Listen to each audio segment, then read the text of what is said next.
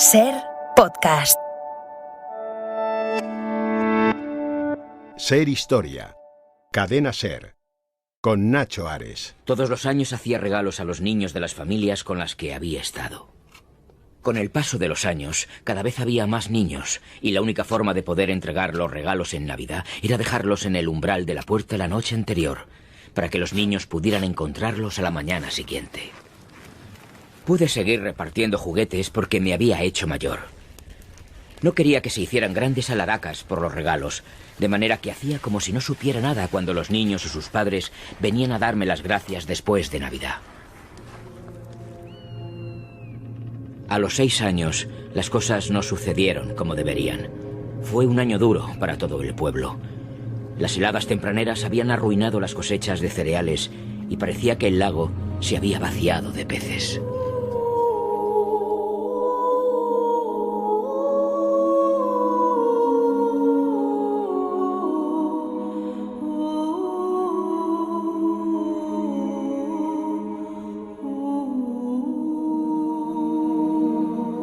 Esta historia a todos, de una forma u otra, nos recuerda a nuestra infancia y también a los momentos que estamos viviendo en estos días. Hoy es Navidad, feliz Navidad a todos, deseamos lo mejor en estos días tan especiales, en la familia, fuera de ella, solos, en comunidad, en pareja, donde se quiera, pero que se sea feliz y que esta felicidad dure los 365 días del año.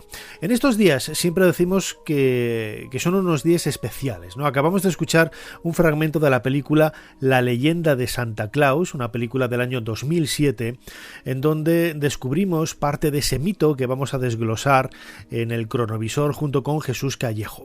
Una figura, la de un santo que existió realmente en el siglo IV de nuestra era, la figura de San Nicolás, que luego cambió por el nombre de Santa Claus, Papá Noel, tiene infinidad de versiones, como sucede con cualquier historia, con cualquier hagiografía, una vida de un santo, al final acaba lanzando perfiles, en ocasiones legendarios, pero que de una forma intensa, como digo, marcan un poco el espíritu, ¿no? El espíritu que, queramos o no, seamos creyentes o no, pues rodea un poco todo estos días, ¿no? La idea de hacer regalos con el simple hecho de complacer o de hacer felices a los que nos rodean, no por el hecho de gastar o tener más o menos dinero, ¿no? Es por quizás proyectar esa idea de felicidad junto a la gente que nos rodea, que yo creo que es un sentimiento muy loable y desde luego muy humano, y que tendría que existir, ¿no? A lo largo de los 365 días del año, ¿no? Yo a lo largo del año a la gente que quiero les hago regalos. Como digo, yo siempre regalo porque sí, porque me da la gana a mí, ¿no? Sin que sean cumpleaños, sin que sean santos, ni sin que sean navidades, etcétera. Este espíritu al final ha marcado un poco la historia del ser humano, la historia de la humanidad. Todas las culturas, ya sea de ambiente cristiano, o de ambiente judío, de ambiente musulmán, de otras religiones, siempre tienen un momento del año en el que esa conectividad, ¿no? Esa conexión, mejor dicho, con la comunidad, con la gente que les rodea, es especial, ¿no? Los árabes tienen el mundo de Ramadán, y bueno, pues es también un momento de regalos, de fiesta, de comer, en definitiva el comer no para ponerse ciegos como solemos hacer, sino el hecho de compartir una mesa, buscar una excusa. Cualquier excusa es perfecta para poder hacerlo. A la figura de San Nicolás, como digo, vamos a dedicar este programa de SER Historia, un programa especial de Navidad. Como siempre, habrá muchos más temas para seguir haciendo un poquito más de historia.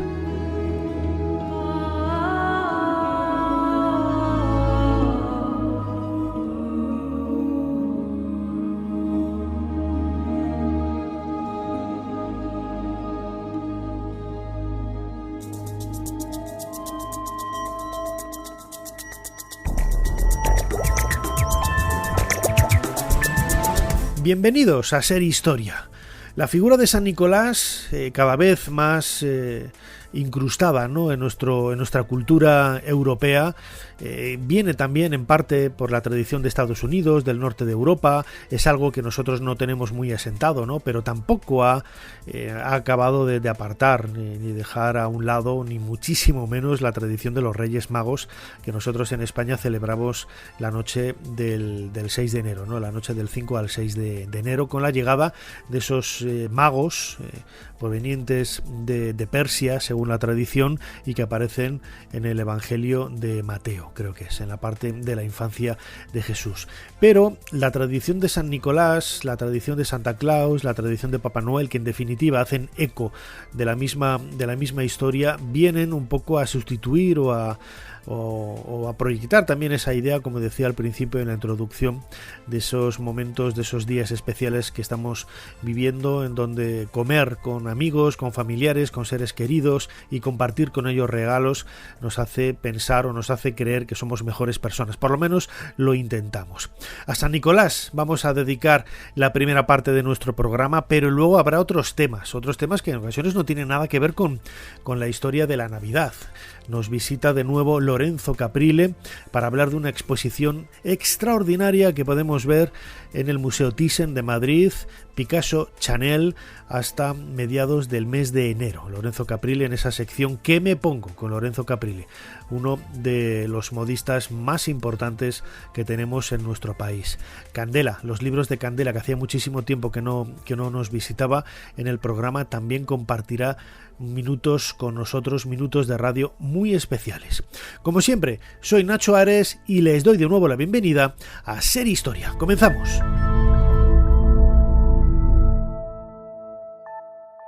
Sigue a Ser Historia en las redes sociales. Nos tienes en Twitter, Facebook, YouTube, Instagram y TikTok. @serhistoria. Y también puedes suscribirte a nuestra newsletter mandándonos un correo a serhistoria@cadenaser.com. Jesús Callejo, feliz Navidad y bienvenido de nuevo a Ser Historia. Eso, feliz Navidad, feliz Natividad, que de ahí viene lo de la Navidad. Estamos de fiesta, así que fenomenal todo.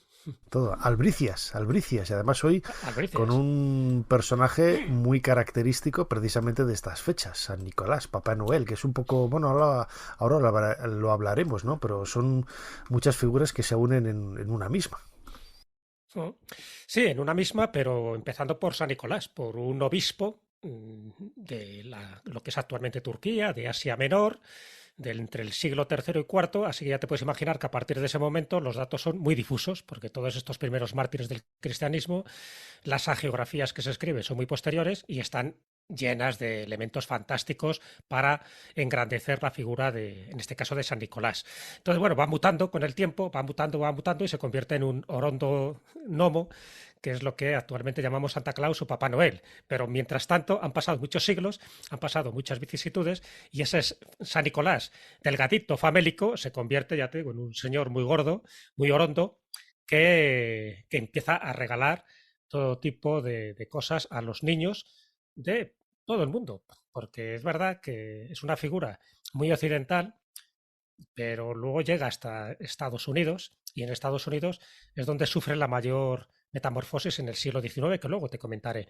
Pero es cierto que partiríamos de un tronco común, San Nicolás, obispo de Mira, y a partir de ahí tú me podrías preguntar, ¿y por qué se le llama San Nicolás de Bari? Porque llevaron los restos a Bari. Pero eso tiene que ver con la Edad Media. Sus huesos han tenido mucho trasiego, y no solo su hueso, sino su figura y bueno, toda la parte que simboliza este santo legendario, ya te digo, del que apenas tenemos datos, pero los datos que nos han llegado es que murió el 5 de diciembre y el 5 de diciembre es la fiesta en muchos lugares, entre ellos en Holanda.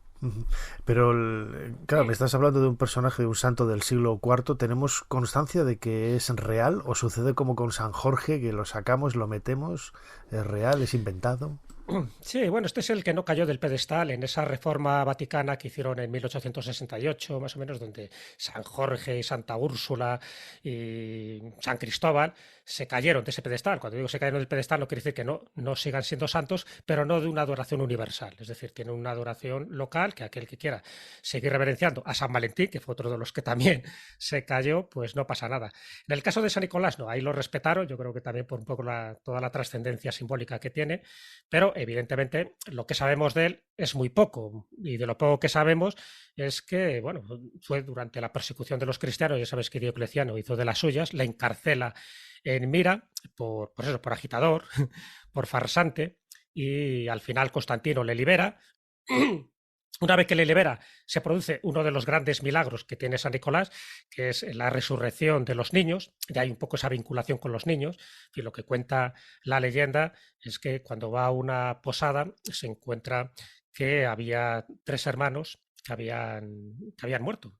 habían sido asesinados por el posadero para robarles. Entonces, bueno, pues uno de los milagros que hace de campanillas San Nicolás es resucitar a estos 3 hermanos pequeños. Entonces, bueno, pues ahí se les vincula ya un poco con los niños, ¿no? Como se asocia a que la juventud, pues bueno, pues para él era un preciado tesoro. Y bueno, se van añadiendo distintos elementos hasta el punto de que en Mira, en lo que actualmente es Denre, en lo que es Turquía, pues tiene la famosa iglesia de San Nicolás. ¿Pero por qué se le llama de Bari? Porque evidentemente Turquía no siempre fue cristiana. Cuando llega la invasión sarracena, la invasión musulmana, en el año 1087, bueno, pues unos marineros cristianos dicen, oye, si dejamos aquí al santo en Mira, pues ya sabes lo que va a sufrir. Posiblemente pues lo roben, lo estropeen, en fin, haya un expolio. Entonces se llevan los huesos, en fin, supuestamente el cadáver completo hasta Bari, en Italia, y desde entonces empieza ese culto, desde 1087, el culto a San Nicolás de Bari, que es más conocido ahora porque allí siguen esos huesos. Y esos huesos empiezan a hacer milagros. Entonces, a partir de ese momento se le vuelven a atribuir más milagros, siempre asociados con los niños, con sanaciones, con curaciones, con todo tipo de cosas. Y eso es un poco resumido hasta la Edad Media, donde va permaneciendo un tiempo donde bueno, pasa desapercibido, y en esos siguientes 500 años se va produciendo pues muchas devociones, sobre todo se le hace patrono, por ejemplo, de Rusia, se le hace patrono también de Grecia, y bueno, y poco a poco, pues evidentemente hasta los marineros le tienen una gran devoción porque se piensa que sirve para conjurar las tormentas.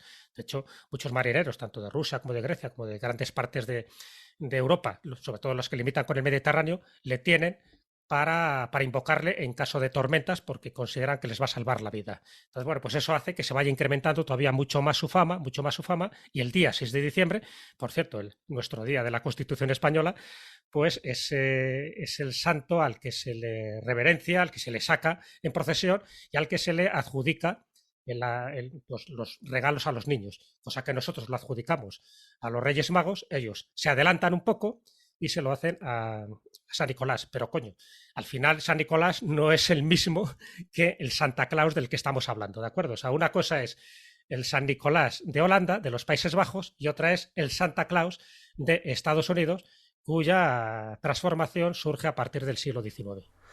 Muy bien, pues vamos a intentar conocer en este cronovisor, en este viaje en el tiempo, en esta ocasión, cuál es la fecha. Tenemos aquí todo preparado que nos ofreces para viajar en este momento.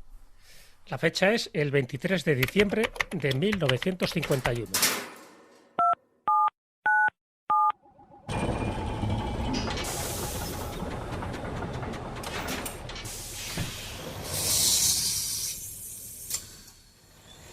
Adelante, pasen. Jesús Callejo les está esperando junto al cronovisor.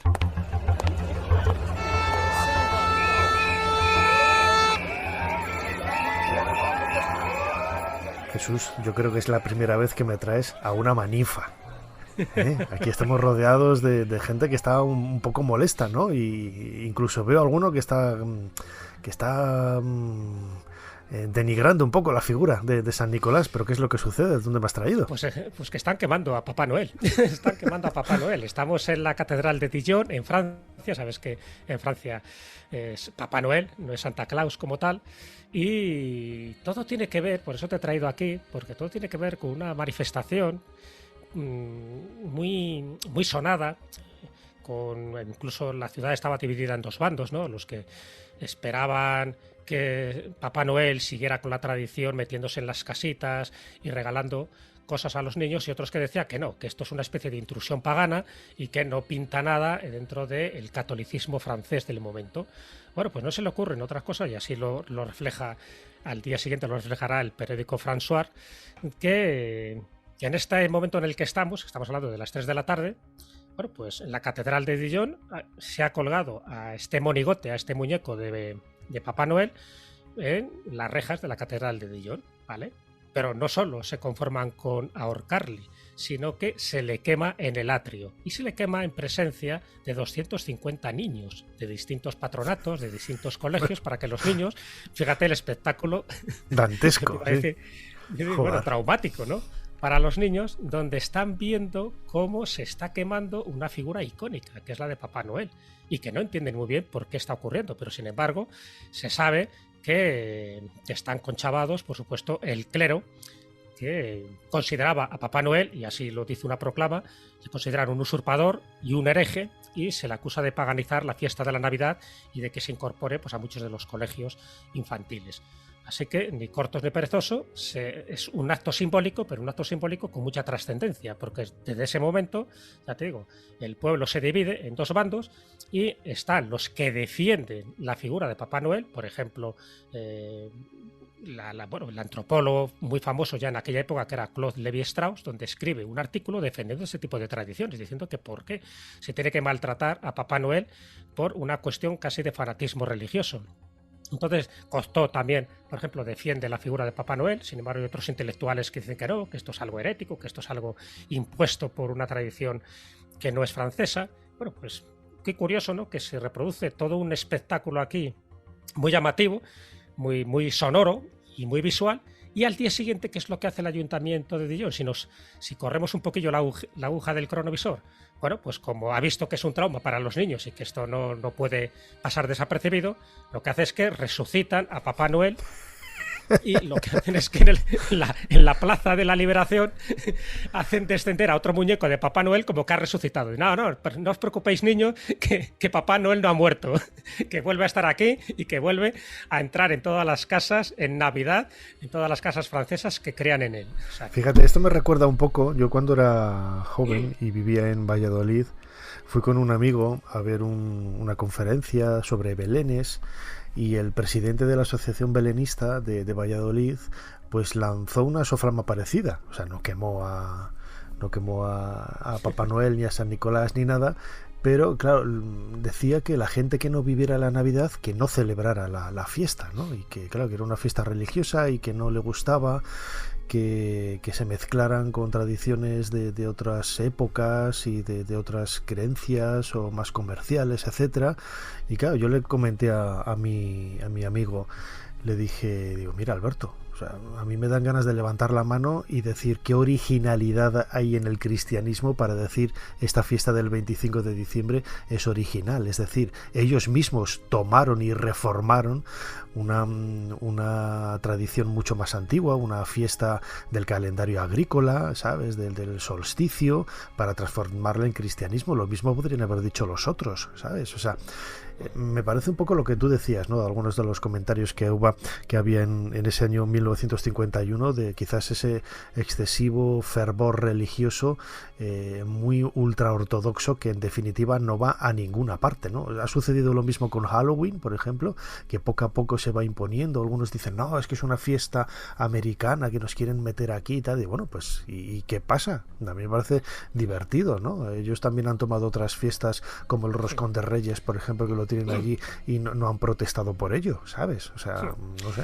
Es la evolución, claro, de la tradición, la evolución de las fiestas. O sea, una tradición inmutable no es recomendable tampoco, porque es verdad que hay que estar un poco al día y las cosas están ocurriendo, y sobre todo ocurre con la inmigración. Y de hecho, cuando se empieza a implantar en Estados Unidos es gracias a la inmigración de colonos, en este caso holandeses. Sabes que hay colonos, por una parte ingleses, que llegan en fin, a lo que es el Nuevo Mundo. Los ingleses puritanos, evidentemente no le interesan este tipo de tradiciones, ya sabes que ellos no creen en los santos y no creen que se tengan que divinizar este tipo de figuras, pero los holandeses, que proceden de una tradición más católica, sí que llevan a su figura. Entonces lo que hacen es que cuando llegan al Nuevo Mundo y se instalan en lo que es la Nueva Ámsterdam, se instalan en la isla de Manhattan, lo que actualmente es Nueva York. Entonces en Nueva Ámsterdam llevan sus tradiciones, y cuando digo llevan sus tradiciones, llevan sus comidas, llevan sus fiestas y por supuesto llevan su folclore. Y dentro del folclore está Nicolás, pero ya Nicolás ya no se le llama como tal Nicolás, sino es Santus Nicolaus, ¿no? Entonces el Santos Nicolaus en latín poco a poco va derivando en Sinterklaas, ¿vale? O sea, para que veas un poco cómo fonéticamente de San Nicolás se va convirtiendo poco a poco en San Nicolás. Entonces desde 1621, cuando ellos se instalan en esta Nueva Ámsterdam, en lo que es en Manhattan, evidentemente ya empieza a estar ese germen de San Nicolás, y en este caso de Santa Claus, ¿no? Como Santus Nicolaus. ¿Qué va pasando? Pues evidentemente ellos siguen teniendo sus tradiciones y poco a poco la inmigración va haciendo que sea mucho más poliédrica, ¿no? Toda la concepción de la cultura antigua del viejo continente, que era Europa, con la del nuevo. Se tiene que ir adaptando poco a poco. Y ahí llegamos a ese siglo XIX que te comentaba antes, Nacho, donde sí se va produciendo esa metamorfosis que a mí me parece muy interesante. Y además de la mano de autores claves, y uno de los autores claves que a mucha gente le sonará es ni más ni menos que Washington Irving. Poco se sabe realmente de este santo, porque realmente es un santo de la Iglesia Católica. Él fue obispo en Mira, es una población de actualmente los territorios turcos, y su historia realmente es poco conocida, realmente poco verídica, porque las primeras narraciones fue San Metodio, unos 4 siglos después de que muere San Nicolás, quien hace la primera biografía, que más que una biografía viene siendo una recopilación de todos los milagros que hizo este santo. San Nicolás nació en la ciudad de Patara, en el Asia Menor.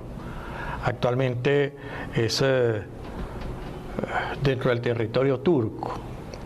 En Mira, que actualmente se llama Dembe, en Turquía, un tío suyo lo consagra como sacerdote. Él pertenecía a una familia adinerada y desde muy pequeño le decía a sus padres que dado que ellos habían tenido tanta suerte o tantas bendiciones de Dios por haber acumulado riqueza, que era bueno repartirla.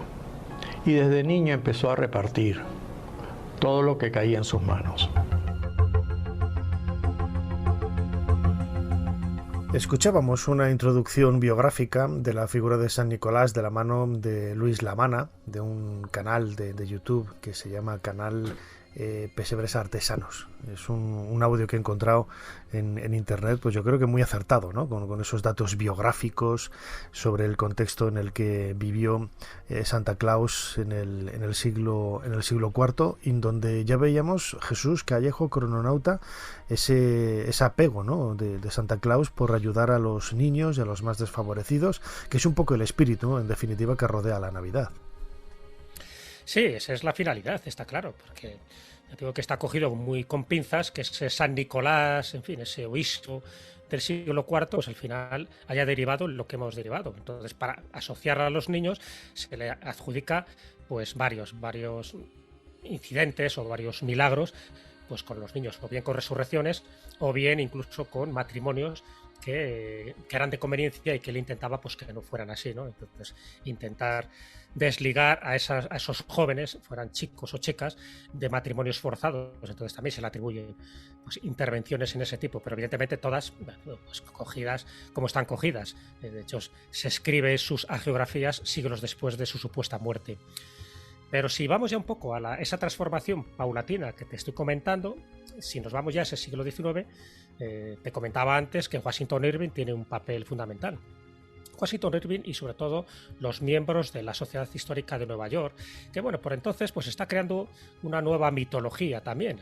Recuerda que lleva poco tiempo Estados Unidos como país, como nación independiente. Entonces, en 1809, este escritor y periodista estadounidense, Washington Irving, escribe la historia de Nueva York, como así se llama este pequeño libro. Entonces, bueno, pues en plan humorístico, en su estilo, de manera un poco casi paródica, pues habla de ese Santa Claus que él había oído. Claro, que evidentemente ya estaba muy extendido, no solo por Manhattan, no solo por Nueva York, sino por otros lugares. Pero bueno, él escribe la historia de Nueva York y evidentemente tiene que hacer referencia a ese Santa Claus. Y aquí es donde le va añadiendo una serie de elementos y de atributos que luego van a permanecer dentro de ese inconsciente colectivo.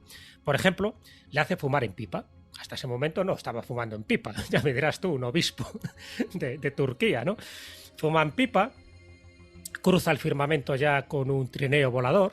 Esto es invención de Washington Irving, que bueno, que además ya sabes que fue embajador y estuvo en España, ¿no? Y además es el que escribió los cuentos de la Alhambra, en fin, que tenía una imaginación desbordante.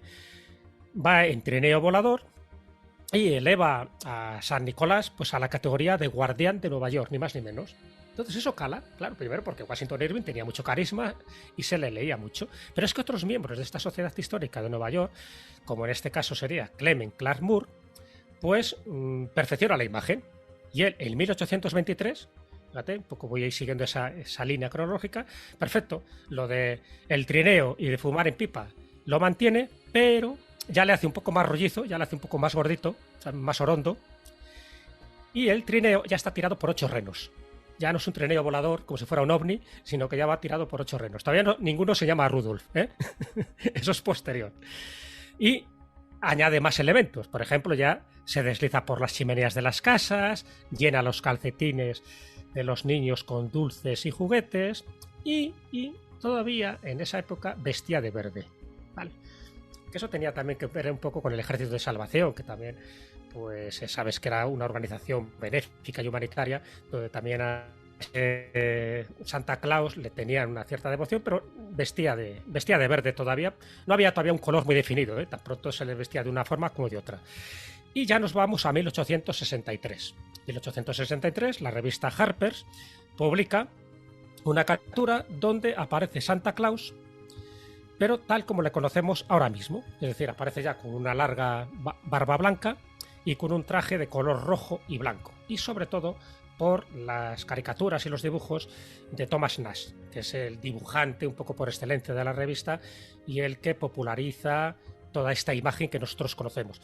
Y tal es así que estas leyendas asociadas a Nicolás se juntan con leyendas de gnomos, se juntan con leyendas de elfos, ya sabes que sus ayudantes son elfos, y ahí llegaríamos, ya de una forma mucho más rápida, pues al famoso anuncio de la Coca-Cola de 1931, donde ya aparece con la figura tradicional. Ya lo has visto que está con su Coca-Cola en la mano, pero la barba blanca, el gorrito rojo, el traje rojo y regordete. Bueno, eso pues que cuentas de los colores me recuerda un poco a bueno, yo tengo amigos en Estados Unidos, algunos de ellos desde el colegio, desde hace casi 40 años, y en Boston, Richard, un amigo, siempre me comentaba, y bueno, me sigue comentando, porque todas las navidades nos escribimos y le pregunto, ¿y este año de qué color es el jersey? Porque ellos tienen una alternancia de colores, ¿sabes? Unas navidades es rojo, otras navidades es verde, a la siguiente es rojo, verde, y van alternando así, ¿no? Y yo me imagino que vendrá un poco de esta historia, ¿no? Del siglo XIX, de ese cambio, de la figura de San Nicolás a Santa Claus y esos diseños que en realidad, por lo que estabas explicando, Jesús, ahora es el nacimiento de un mito moderno, ¿no? Es como se crea un mito, al igual que otros los tenemos tan normalizados, ¿no? En la historia del cristianismo, con esas hagiografías. Bueno, pues una geografía escrita en el siglo XIX de una forma quizás más profana, ¿no? Valga la expresión, pero que nos acerca un poco a ser testigos, ¿no? Hace apenas poco más de 100 años de cómo nace un mito, que es en este caso la figura de Santa Claus. Claro, pues fíjate que es un mito no uniforme, porque ahora mismo tendríamos como 3 ramificaciones. Por una parte, Santa Claus, que estaría en Estados Unidos, pero como está en Estados Unidos, todo nos llega con una influencia mucho más directa, igual que ha pasado con lo de Halloween, ¿vale? Es Santa Claus. Por otra parte, está el Sinterklaas, el San Nicolás de Holanda, de los Países Bajos. Cuidado, no lo olvidemos, ahí no está gordito. Y además va acompañado de Pedro el Negro, es decir, de una especie de servidor, en fin, que se le atribuye que si era un esclavo etíope. Hay muchísima polémica polémica ahora, porque ya sabes que con lo políticamente correcto, pues que haya un sirviente negro que acompaña a San Nicolás cuando desembarca, ¿no?, en los puertos de Ámsterdam, pues parece que no gusta nada, ¿no?, diciendo que forma parte del colonialismo y que hay que erradicar eso, para que veas que el mito todavía sigue teniendo su importancia. Bueno, se consiga o no se consiga, por cierto, cuando llega ese barco de vapor a Holanda, ¿sabes de dónde procede? ¿De dónde? Procede de España. De España, anda, mira, qué curioso. Claro, sí. O sea, que le atribuyen ese origen, ¿no?, que viene de España, de Alicante, sale del puerto de Alicante, llegaría a finales de noviembre, durante unos días estaría entregando regalos hasta que llega el día principal de su fiesta, que es el 6 de diciembre, como bien sabes. Y por otra parte, la otra ramificación, acuérdate que te he hablado de 3, una es el Santa Claus normal de Estados Unidos, el San Nicolás de Holanda y luego el Papá Noel. Y el Papá Noel viene de Francia, porque Noel en francés significa Navidad, que es el Papá Noel que queman y que sacrifican en la catedral de Dijon, ¿vale? Por eso es Papá Noel, no es Santa Claus. Por eso yo creo que es muy importante esto tenerlo en cuenta. Y luego, ya para rematar la faena, es dónde está la vivienda de San Nicolás, de Santa Claus. Entonces ahí también entra lo que es la parte comercial, ¿cómo no? Claro. A ver, Nacho, cuando la figura ya se ha popularizado tanto, hay que buscar un lugar donde los niños envíen sus cartas. ¿Dónde las enviaban los niños? ¿En Francia? ¿Dónde? Pues no se sabe. Los de Holanda, bueno, más o menos lo tienen claro, los niños holandeses. Pero ¿y Santa Claus? Entonces ahí se crea a finales del siglo XIX un lugar, bueno, varios lugares, ¿no? Los 2 lugares principales está en el norte de Groenlandia, estaría por ahí, en un poblado esquimal, y el otro, que es donde se envían las cartas, y ahora te diré por qué, estaría en Laponia, en Finlandia, en concreto cerca de Rovaniemi. ¿Cómo esta figura de un santo que sí le regalaba a los niños se convierte en una figura clave de la Navidad? Se sabe que murió un 6 de diciembre, pero según el calendario juliano es el 19 de diciembre. Ya hemos explicado las diferencias de los calendarios entre Occidente y Oriente. Eso hacía que en honor al santo, en esa fecha se le repartieran dulces y pasteles a los niños. Como era el principio de la Navidad, pues simplemente empezó la tradición en el norte de Europa, Alemania, en Inglaterra, de hacerle regalos también a los niños. Y se les daba el 24 de diciembre, la noche del 24 de diciembre. Como este santo de noche, a través de las ventanas, es que daba sus regalitos, pues empezó la leyenda, sobre todo en Alemania, en Holanda, de que era un obispo, por lo tanto viste vestiduras rojas y el gorrito de obispo, y cuando estas irlandeses, alemanes, holandeses van a Norteamérica, traen la costumbre, la leyenda de este santo amigo de los niños que daba juguetes. Este personaje de San Nicolás, en 1820, un poeta norteamericano, Clement Clarke Moore, hace un poema, es San Nick, muy popular en los Estados Unidos, en base al cual se populariza la imagen del anciano barbudo, gordito bonachón, que reparte juguetes en Navidad.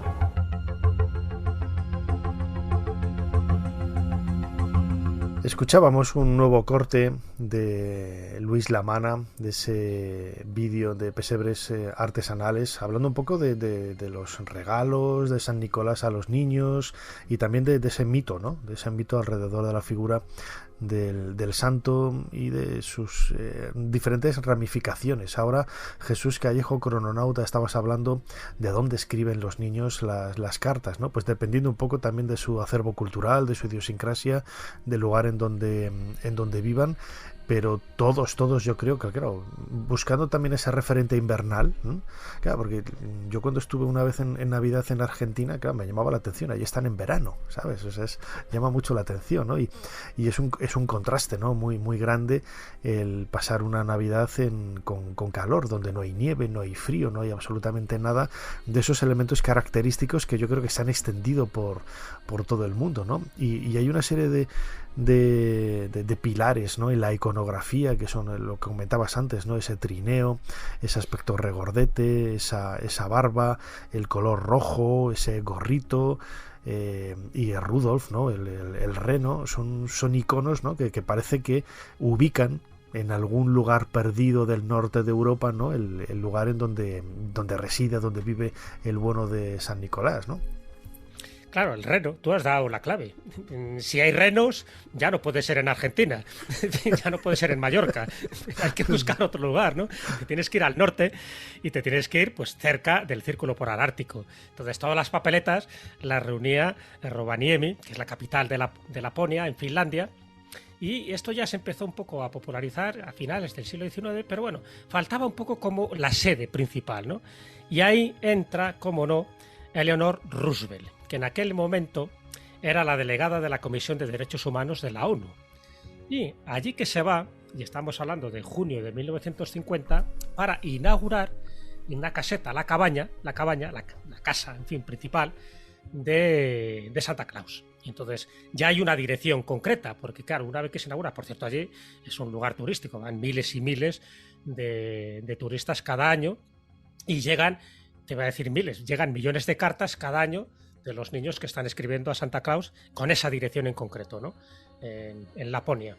Bueno, ahí lo tienes, o sea, a alguien se le ocurrió la idea de decir, bueno, pues hay millones de niños que creen en esta figura y tienen que mandar las cartas, y además podemos convertirlo como en un centro de peregrinación, ¿no? Para todos aquellos que creen en esta figura. Y efectivamente ahí está, o sea, si entras en internet o en Google y nuestros oyentes teclean esta casa, esta cabaña que está en Rovaniemi, pues se darán cuenta de que, bueno, está de lo más decorada, que hay figuras de Santa Claus por todos los sitios, que te venden renos, que te venden calcetines y que te venden todo tipo de elementos, accesorios, siempre asociados con la Navidad. Y por lo tanto tendría que ser un lugar que hiciera frío. Y por eso ha tenido más predominancia Laponia que el norte de Groenlandia, entre otras cosas porque es más fácil llegar a este sitio de Finlandia que a esta zona de Groenlandia. Pero se ubicaron en muchísimos lugares, ya te digo. Y eso me llamó mucho la atención, y es cierto que ahí es Eleanor Roosevelt la que inaugura ese lugar y el que le da el espaldarazo definitivo, que ese sitio desde 1950, o sea que como ves tampoco es tan antiguo, se empieza a considerar la sede y la dirección oficial, en este caso de Santa Claus. Bueno, pues es una historia realmente increíble, ¿no? Y con esos mitos modernos, con esa tradición del siglo IV, con un trasfondo de verdad, y en definitiva, poco a poco la evolución, lo que hemos comentado un poco en estos minutos de cronovisor, ha hecho que la interacción de diferentes culturas, todas ellas aportando su granito de arena, haya convertido a San Nicolás en un fenómeno universal. Dime, Jesús. Y hay otro dato más. Ya sabes que a mí me gustan las curiosidades igual que a ti, igual que sé que a todos los oyentes del cronovisor. Y es que hoy por hoy sabemos cómo era físicamente San Nicolás, el San Nicolás obispo del siglo IV, porque conservamos su cadáver, conservamos sus huesos, conservamos su calavera. Y eso sirvió para que hace unos años en la Universidad de Manchester, una antropóloga llamada Caroline Wilkinson, pues a partir de los rayos ultravioletas y de los datos del cráneo y de los huesos, llegara a determinar la edad y el físico que podía tener San Nicolás. Y a lo mejor a alguno le sorprende, pero estos son datos antropométricos. Bueno, pues el resultado fue que el rostro, porque hay un rostro, ¿no?, del supuesto San Nicolás, correspondía a un hombre de unos 60-65 años, que fue cuando murió, encaja, 1,52, que estaba bastante mayor para la época, de 1,52 de altura, 1,5 metros, ahí tranquilamente. Bueno, un taponcito, ¿sí? Una mandíbula pronunciada, unos ojos marrones, no sé en dónde saca lo de marrón, me imagino que es por la zona, por lo de Anatolia, una tez morena ligeramente calvo y con una nariz chata. O sea, que San Nicolás era chato. ¿Qué te parece? Pues mira, como era yo de pequeño, ¿no? Que me llamaban así chato, con la nariz ahí un poco aplastadita. Bueno, pero más o menos encaja, ¿no? Con la idea que tenemos. Encajaría, exactamente. Si el cráneo que está en San Nicolás de Bari es el cráneo de San Nicolás, evidentemente. Claro, que eso ya es harina de otro costal. Pero bueno, insisto, la figura de San Nicolás es quizás uno de esos referentes culturales más importantes en estas fechas, en Navidad, y queríamos abordarlo en el cronovisor, ¿no? Para ver, seguramente muchos de nuestros oyentes habrán identificado elementos culturales de su propio país, porque nos escuchan desde lugares increíbles de todo el mundo, o incluso anécdotas vividas a lo largo de su infancia. Jesús Callejo, crononauta, como siempre, muchísimas gracias una vez más por habernos ayudado a hacer un poquito más de historia. Muchísimas gracias a ti, Nacho, y que San Nicolás o Papá Noel o el que tú quieras te traiga buenos regalos, que te los mereces. Claro que sí, igualmente, gracias.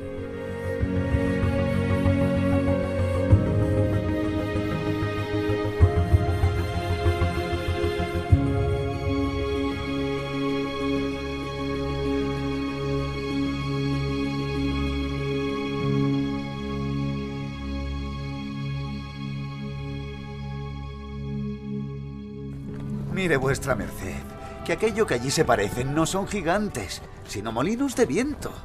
Y lo que en ellos parecen brazos son las aspas que, volteadas del viento, hacen andar la piedra del molino. Ser Historia con Nacho Ares.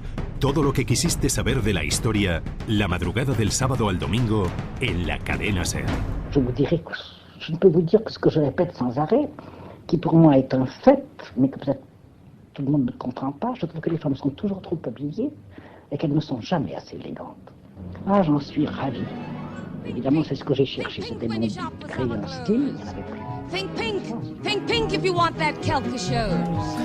Red is dead. Comenzamos esta nueva entrega de una sección que yo el otro día la bauticé después de entrevistarle en su taller. Que es ¿qué me pongo? No sabía cómo llamarla. Me parecía un poco divertido, ¿no? Sobre todo por el personaje que es Lorenzo Caprile. Era la voz de Coco Chanel. Quizás fuente de inspiración, un personaje histórico realmente maravilloso de la primera mitad, un poquito más, ¿no? del siglo XX hasta el año 71 que ella falleció, y a la que podemos conocer un poquito más de cerca en una exposición en el Thyssen, Picasso, Chanel, hasta el 15 de enero. Lorenzo Caprile, bienvenido de nuevo a Ser Historia. Pues muchísimas gracias, Nacho, que para mí es un placer estar aquí con vosotros, ya lo sabes. ¿Qué es para un diseñador como tú, Coco Chanel? En mi caso concreto, para mí Coco Chanel lo es todo, absolutamente todo. Porque la responsable de que sobre todo las mujeres 100 años después, en pleno siglo XXII, vistan como vistan, gran parte de esa responsabilidad es de ella. Quitó muchos encorsetamientos sociales y de la moda también, ¿no? Hombre, fue una revolucionaria en todos los sentidos, no solo por el hecho de eliminar el corsé, sino por utilizar materiales hasta ese momento, no te diría que prohibidos, es que impensables para la moda femenina. Sobre todo materiales que ella cogió, digamos, robó del armario de los hombres, del armario masculino. En ese sentido fue pionera en eso que ahora es, digamos, hacia donde va la moda del futuro, que es un poco el unisex, ¿no? Que los géneros o sexos, no sé muy bien cómo hablar en este momento, sin que me pongan verde, estuvieran absolutamente difuminados. Y hablamos pues de materiales como el tweed, el punto, las rayas marineras, los pantalones. Claro, cosas que siempre habían estado las corbatas, más utilizados en la moda pajaritas, masculina. En fin, los tonos absolutamente neutros. Hasta ese momento las mujeres eran un arco iris de color, una explosión de color. influidos también por todo la Belle Époque y el rey de la Belle Époque, que fue Paul Poiret. Pues rosas, rojos, azulones, turquesas, y ella se centró en una paleta de colores que se ha mantenido un poco hasta hoy como sinónimo de elegancia, ¿no? Pues los marrones, los ocres, el negro, el blanco. Ella nació en el año 1883 y con apenas 20 años, 25 años ya era toda una referencia, ¿no? En la década de 1910 y 1920 en la moda. Algo que luego, bueno, podremos hablarlo, ¿no? Y se ve también en la exposición de Thyssen, Picasso, Chanel hasta el 15 de enero, como digo. Todo ello marca un poco la personalidad de una mujer que imagino que no sería fácil en su época nadar a contracorriente, pero también ella fue reconocida, ¿no? Incluso por muchos hombres. Chapeau por esta mujer que es capaz de innovar y de presentarlo de una forma tan brillante. Hombre, debió ser una personalidad absolutamente única y arrolladora. Parte de su personalidad se explica si buceamos en sus orígenes, que son unos orígenes muy oscuros. Quedó huérfana de madre muy pequeña, el padre era una especie de chamarilero, de vendedor ambulante, que abandonó a sus hijos, los fue repartiendo un poco aquí y allá, y a ella y a una de sus hermanas les tocó en suerte el entrar en un orfanato, donde ahí pues los historiadores de la figura de Chanel empiezan ya a considerar determinados elementos de sus diseños, ¿no? De su moda, pues la uniformidad, el color blanco y negro, que eran un poco los uniformes de las huérfanas, los cuellos blancos, los lazos, y yo creo que ahí también se forjó ese carácter tan duro y tan intransigente y tan autoexigente, de no tenerle miedo a nada y decir, bueno, pues estoy en lo más bajo de la sociedad y por mí misma voy a intentar pues salir adelante, y vaya que lo consiguió. Eso imagino que pasará un poco con todos los diseñadores como tú, todos los modistas, en el sentido de que claro, tú tienes un periplo vital y estás muy influenciado por todo lo que has vivido de cerca, ¿no? Y todo lo que has visto de primera mano. Ahora, claro, ahora en el siglo XXI es más fácil porque tienes internet y puedes ver fotografías de otros países, etcétera, pero en aquella época no. Entonces imagino que la moda que ella creó, Coco Chanel, estaba un poco pues a partir de lo que ella había visto y vivido muy, muy de cerca. Sobre todo a partir de lo que ella había visto y vivido, como tú dices, y también una reacción a lo que en ese momento se estaba vistiendo, que como te digo, justo antes de la Primera Guerra Mundial, ya el estertor de la Belle Époque, que ya llegó a unos extremos delirantes, con formas extrañísimas, combinaciones de colores, bueno, coincide un poco con el fauvismo, ¿no? Absolutamente pues descacharrantes. Pues ella un poco luchó contra eso. Es decir, las mujeres no somos papagayos, somos seres humanos que queremos trabajar, queremos disfrutar de la vida, queremos movernos sin renunciar a la elegancia, pero no tenemos por qué ser unos objetos decorativos propiedad de los hombres. Ese un poco era el mensaje subliminal. Y en ese sentido, aunque fue muy apoyada por sus amantes, sobre todo por el primero, el gran amor de su vida, Boy Capel, que fue quien le prestó el dinero para abrir su primer taller, que era un taller de sombreros. Ella empezó como modista de sombreros, realmente. Está más que certificado que ella fue ahorrando poco a poco y en un momento dado le devolvió por completo el préstamo, porque en ningún momento quería sentirse en la mantenida de nadie. Tiene algunos elementos muy controvertidos, ¿no? Lo comentábamos ahora antes de comenzar esta charla a micrófono cerrado contigo, Lorenzo Caprile, la figura de Coco Chanel, sobre todo durante la Segunda Guerra Mundial, ¿no? En la década de 1940, ella tuvo como amante a un oficial alemán, aunque sí que es cierto que ella lo conocía antes de la guerra. Lo conoció en los años 30, lo conoció en la Riviera Francesa, en esa casa maravillosa que ahora ha restaurado la Casa Chanel, que se llama La Pausa, donde además pasaron largas temporadas tanto Dalí como Picasso, que eso luego lo trataremos que Chanel conoció a todas las grandes figuras de las vanguardias de aquellos años. Pero también hay que poner la figura en su contexto. Ella nunca ocultó su antisemitismo, que era algo natural en las personas de su generación. Recordemos el caso Dreyfus, que ella creció con ese escándalo, y en ese sentido ya tuvo hasta su muerte una lucha a muerte, nunca mejor dicho, con los propietarios de su perfume, de su nombre para el perfume, que siguen siendo, porque siguen perteneciendo a la misma familia, una familia judía francesa. De hecho, ahí hay escaramuzas muy divertidas de cuando llegan los nazis a Francia y sabes que prohíben que ningún judío pueda estar al cargo de ningún tipo de empresa ni ningún tipo de industria. Los esfuerzos que hace Chanel por recuperar su nombre y hacerse con el negocio millonario de los perfumes, que era lo que realmente estaba alimentando su firma. Pero los propietarios, la familia, su nombre impronunciable, Wertheimer o algo así, se adelantaron y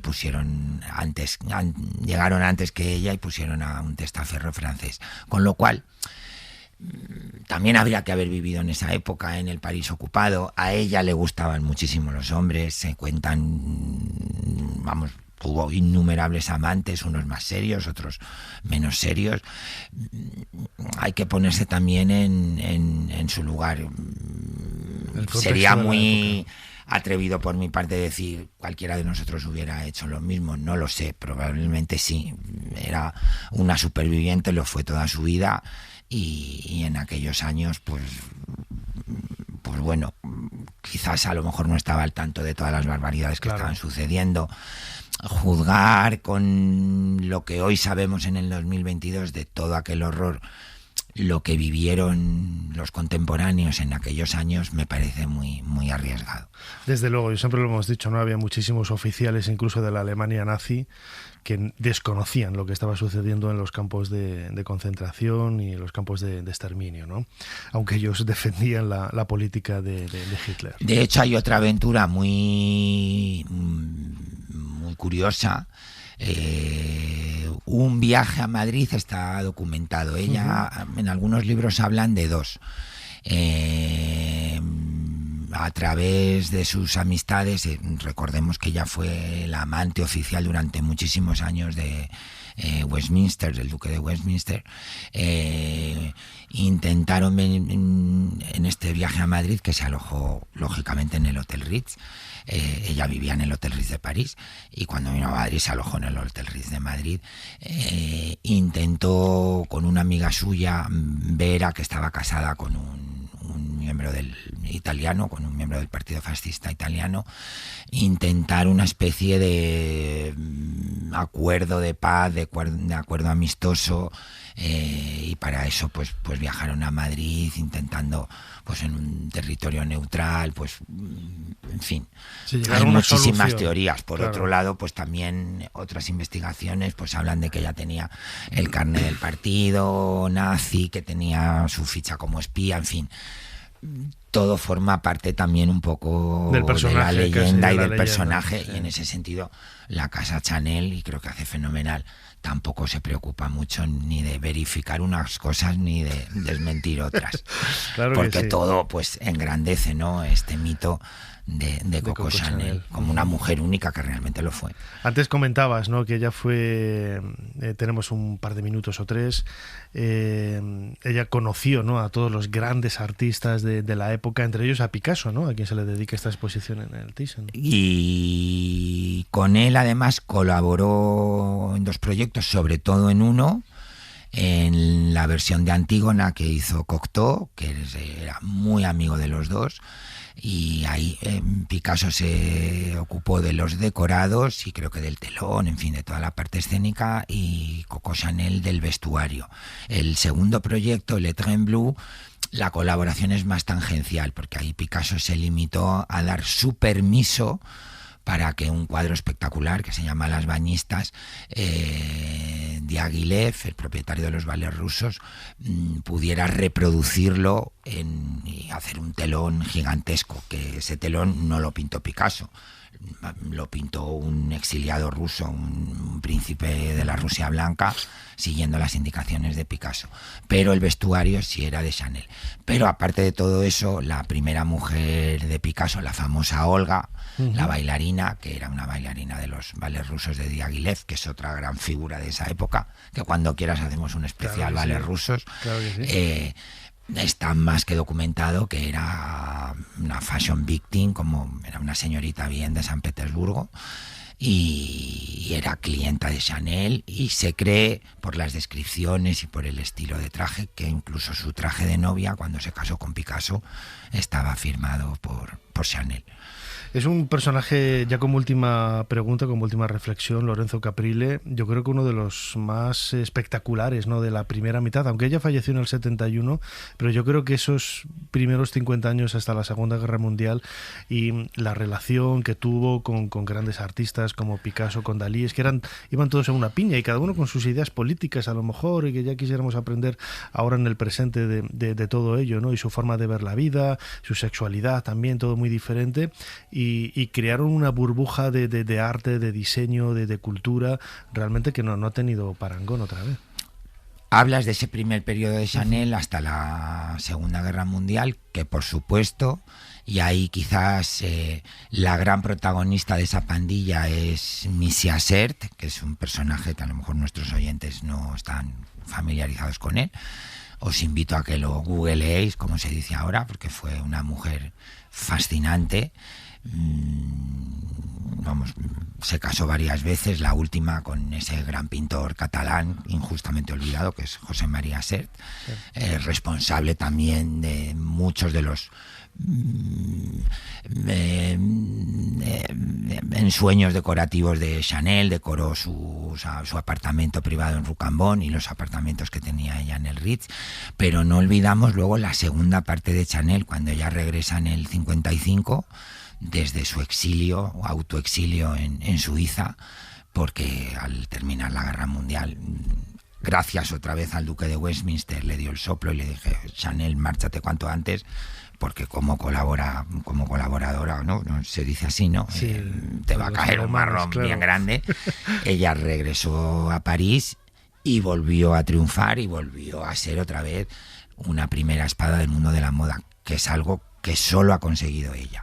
Es muy difícil reflotar una marca en nuestra industria, dificilísimo, y Chanel lo consiguió estando viva 2 veces. Triunfó en su primera etapa y triunfó nuevamente en la segunda, con lo cual, pues, ¿qué más puedo decirte? O sea, desde luego, un ser extraordinario. Con ingenio, con entusiasmo y con la perseverancia que solamente tenía Coco Chanel.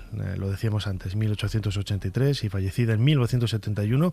Parte de su trabajo, de su vida, de su historia, lo podemos descubrir en esta exposición Picasso / Chanel, que podemos ver en el Museo Thyssen hasta el 15 de enero.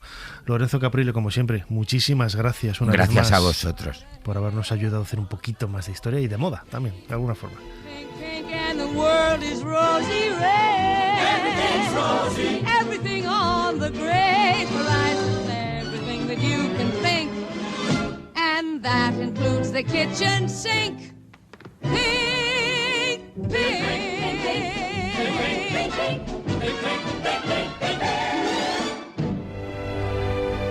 Tutankamón, joven faraón perteneciente a la dinastía XVIII de Egipto, cuyo nombre original Tutanjatón significa imagen viva de Atón. Reinó durante tan solo 10 años. El restaurador, el armonizador, el tesoro de su tumba. Carter, se da cuenta de que nadie ha entrado aquí en 3000 años.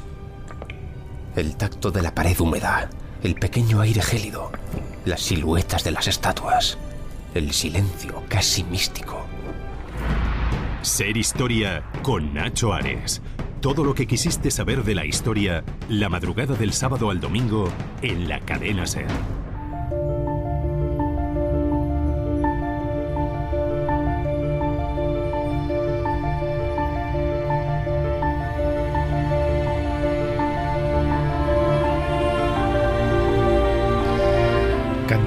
bienvenida de nuevo a Ser Historia. Hola, Nacho. Los libros de Candela. Nos traes una nueva entrega de tu sección, en donde nos hablas de libros, de autores. ¿Qué nos propones en esta ocasión, en esta semana? Esta ocasión os recomiendo un poco más de libros, porque pues, especial de Navidad, y quería recomendar un poco más libros para las vacaciones de Navidad, y además hace bastante que no recomiendo libros. Y he traído de mitología, dioses mitológicos, bueno, de la colección Mitología para Niños, de Shackleton Kids, y monstruos mitológicos, que bueno, como el propio nombre dice, dioses mitológicos, hay en las aventuras de dioses como Zeus, Afrodita, Atenea, y monstruos mitológicos sobre monstruos mitológicos. De la antigüedad. Fíjate, a mí me parece este tipo de temas apasionante y es una pena, ¿no? Que los niños ahora en el colegio no estudien historia de las religiones, por ejemplo, tanto del mundo antiguo como de religiones contemporáneas como cristianismo, judaísmo, el islam, de este tipo de cosas, porque nos ayuda a comprendernos un poco más, ¿no? En estos dioses mitológicos imagino que habrás encontrado muchísimas curiosidades, ¿no? ¿Tú conoces Grecia? No. De momento lo tengo pendiente, pero... Ahí te gano, ¿eh? Yo sí que conozco Grecia, he estado un montón de veces, ¿no? Pero esos dioses mitológicos y esos monstruos son realmente personajazos de la historia, ¿que sí? Sí, la verdad es que sí. ¿Y qué más nos quieres proponer? También otro de mitos, Las aventuras de los dioses de Asgard, que es de mitos nórdicos. También quiero añadir, este es el libro que personalmente más le ha gustado a mi perro. Sí. Es leíble, pero está... Es comestible. Bueno, que sí, también le ha encantado. Qué pobre. Pero se puede leer, o sea, lo puedo leer. Está, que también eso es de mitología y está muy bien para niños. Y el Gino ha dado buena cuenta de ella. ¿Y qué más nos quieres proponer para los mejores regalos de estas Navidades? Bueno, qué grande es este. El diario de los misterios. Bueno, como de Shackleton Kids también. Que son 14 relatos que son asuntos que formaron debate entre médicos, astrónomos, científicos, matemáticos, de todo. Sale, por ejemplo, qué pasó con los dinosaurios, cómo se extinguieron, y entonces plantean las diferentes hipótesis que plantearon pues diferentes científicos hasta dar ya con la verdadera. Y así con el resto de temas, como cómo se hundió el Titanic. Sí, lo acabo de ver, es un libro apaisado, de formato grande, pero es manejable dentro de lo que cabe. Nicolás Flamel, o La invención de un alquimista. Mira, es una forma, ¿no?, muy, muy práctica de cómo los niños se pueden acercar a grandes enigmas y misterios de la historia. ¿A ti cuál es el que más te ha interesado? ¿Cuál es el que más te ha llamado la atención? El de cómo se extinguieron los dinosaurios. Ajá. Hace 65 millones de años, ¿eh? ¿Y cómo crees que se extinguieron? Pues a mí la respuesta que más razonable me parece es una erupción de un volcán o un terremoto, que fuese un fenómeno atmosférico. Natural, ¿no? Porque destrozar tanta vida así sin más, pues, o sea, no me parece que sea algo. Plantear la hipótesis de que podía haber sido una planta venenosa o algo así, pero... O un meteorito, ¿no?, que hubiera caído, sí, también, ¿no? También. Se comentó. Bueno, yo como no había nacido, no sé, pero bueno, me fío de los investigadores. ¿Qué más? ¿Qué más nos traes? Tengo un atlas de los grandes viajeros y exploradores. Ah, cómo mola. Qué chulo. Este tiene además unas ilustraciones preciosas, son hechas como de acuarela. Y son muy bonitas. Y este igual no es tanto para niños, porque igual es un poco tocho. Cuesta un poco leerlo, pero también está muy chulo. También vienen pues todos esos grandes exploradores y sus aventuras. Atlas de los grandes viajeros y exploradores, Fulgencio Pimentel e hijos, Isabel Miños Martins y Bernardo Carballo son los autores de este libro, que, como bien dices, sí, tiene unos dibujos, un diseño un tanto singular, no es un libro al uso, pero bueno, a mí me parece muy, muy entretenible, ¿no? No sé si existe esta palabra, nos la acabamos de inventar tú y yo, nos la podemos colgar la medalla, pero nos habla un poco de todos esos grandes viajes exploradores del pasado y cómo dieron a conocer, ¿no?, la historia del mundo y la naturaleza del mundo. Un libro muy, muy recomendable. Atlas de los grandes viajeros y exploradores. Y la última recomendación que te traigo es Maravillosos Magos, de Lydia Corry y la editorial de Bloom. Bloom. Este me gusta a mí, Maravillosos Magos. A veces, ¿no?, te echo un poco de magia y te has quedado sorprendida. ¿A ti te gusta el ilusionismo? ¿Te gusta la magia? Sí, de pequeña, cuando era un poco más pequeña me pasaba muchísimo rato buscando trucos de magia en internet, haciéndolos con cartas, luego se lo hacían mis padres. Pero ya, bueno, lo he perdido un poco esa afición, pero también me sigue gustando mucho. Es un libro que recomendamos desde aquí, ¿no? Está publicado por Blume, como digo, Maravillosos Magos, y es una forma de conocer trucos, de conocer la historia de la magia, ¿no? Vemos aquí a Harry Keller, que es ese mago calvito de finales del 19, comienzos del 20, que inspiró la primera versión del Mago de Oz, ese mago calvito que aparece en los cómics y en los dibujos de la primera edición del Mago de Oz. Está inspirado en la figura de Harry Keller, ¿no? Y podemos ver, bueno, pues magos de todo tipo, ¿no? Desde Houdini, los grandes magos de ahora, cómo se hace magia en televisión, cómo se hace magia con cartas, con monedas. Increíble. Maravillosos Magos, de Lydia Corry, publicado por Bloom. Es el último libro que nos has traído hoy, junto con Atlas de los grandes viajeros y exploradores, esos dioses mitológicos. De todos ellos, ¿con cuál te quedarías tú? A mí el que más me gusta es el de los misterios, el diario de los misterios, porque, bueno, ya lo he dicho antes, eso, te enseña eso, muchas cosas que fueron debate y las posibles respuestas que pueden tener. El diario de los misterios, ¿verdad o mentira? Misterios de la historia. Bueno, pues Candela, como siempre, nos quedamos con toda esta recomendación maravillosa de libros, que no hacía tiempo que no venías por esta máquina del tiempo aquí en Ser Historia. Y como decimos siempre, muchísimas gracias una vez más por habernos ayudado a hacer un poquito más de historia. Muchas gracias a ti, Nacho.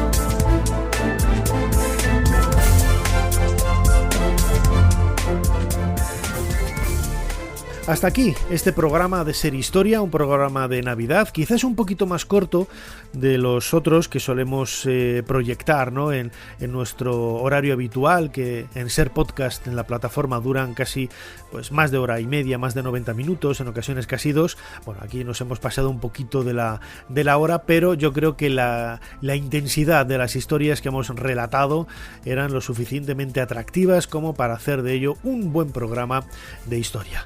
Como siempre, Fermín Agustí ha estado en la producción del programa, Ana Caballero controlando las redes sociales, y delante del micrófono vuestro humilde servidor Nacho Ares. Les dejamos con más cosas aquí en la cadena Ser. Hasta la semana que viene. Suscríbete a Ser Historia. Todos los episodios y contenidos adicionales en la app de Cadena Ser y en nuestros canales de Apple Podcast, Spotify, iVoox, Google Podcast y YouTube. Escúchanos en directo en la Ser los domingos a la 1:30 de la madrugada. Cadena Ser. La radio.